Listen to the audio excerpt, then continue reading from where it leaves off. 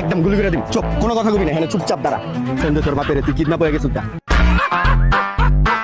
এখন 10 লাখ টাকা পাঠাইতে কালকের ভিতরে, নাইলে তোর আটকে রাখুন।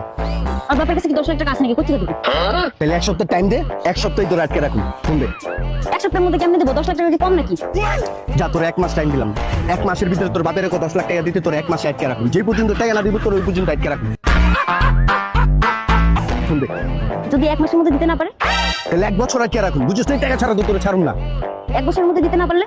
যে পর্যন্ত টাকা দিতে না পারবো ওই পর্যন্ত তোর আটকে রাখুন। দরকার সারা জীবন আটকে রাখুন। তুই আগে ফোন দে। শিওর?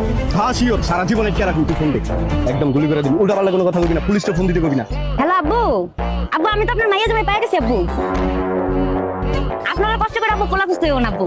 যে পোলা হ্যান্ডসাম আছে বুঝছেন, এই যে ছাইরা যাওয়ার দুনিয়াতে না আব্বু আমার প্রমিস করছে জীবনেও আমার ছাড়বো না, সারা জীবন আমার আটকে রাখবো বুঝছেন আব্বু।